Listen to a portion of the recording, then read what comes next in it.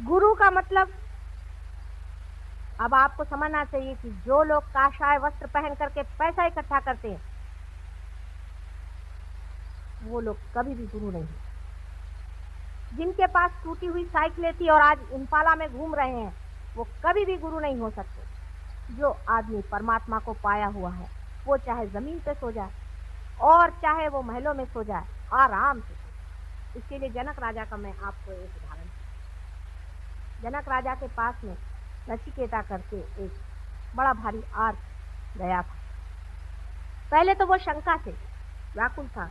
उसने अपने गुरु से कहा कि ये एक गृहस्थ में है, ये राजा है, इसके यहाँ तुम क्यों जाते हो, इसके आगे तुम क्यों झुकते हो, इसके चरण क्यों छूते हो, ये तो एक गृहस्थी आदमी है। तो उन्होंने उनको कहा कि अच्छा तुम राजा जनक के यहाँ जाओ और उनके हाथ, आप जानते हैं कि उनको विदेही कहा जाता है, देहाती। नचिकेता जब उनके साथ जाके रहा उसने देखा कि इनका इतना ऐश्वर्य है, इतना पैसा है, लोग बाग खाना पीना खा रहे हैं, आराम से रह रहे हैं, राजा सब खाना खाते हैं, घूमते हैं फिरते हैं, बाल बच्चे हैं, ये आदमी कैसे हो सकता है परमात्मा को जानना। दूसरे दिन उसने कहा कि मैं तो जा रहा हूँ, अभी इसी वक्त मैं चला जा रहा हूँ, मुझे यहाँ रहने का नहीं। उनका अच्छा चलो पहले नहाने तो चलो, नदी पे नहाने जाए। उनको अपने साथ सरजू नदी पर नहाने ले गए। नदी में नहाते वक्त एकदम से किसी ने आके बताया कि हे राजा तेरे तो घर में आग लगी, रजवाड़े में सारी आग लगी हुई। राजा जनक ने कहा कि लगने दो, अभी तो मैं ध्यान में हूँ। हंस के कहा, जरा घबराए। उसके बाद लोगों ने कहा कि सब तुम्हारे घर वाले भाग गए, आग तुम्हारी तरफ आ रही। तो उन्होंने कहा जाने दो, अभी तो मैं ध्यान में।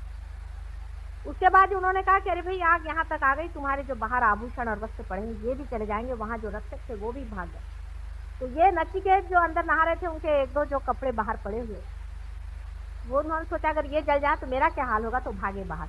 उन्होंने अपने कपड़े पकड़े, तो भी ये ध्यान नहीं मत। जब ये लौट के आए उसको बड़ा आश्चर्य, तो उसने उनसे पूछा कि राजा आपको कोई चिंता नहीं कि आपके कपड़े आदि सब कुछ जल जाते और फिर आप क्या ऐसे ही घूम। तब उन्होंने कहा जो मिथ्या है वो मिटने ही वाला, तो कोई बचाने की जरूरत नहीं, जब तक है रहने दीजिए और नहीं है तो जाने। यही बात, जो गुरु मिथ्या को मिथ्या नहीं समझते हैं उनके पास आप क्या ढूंढने जा रहे हैं।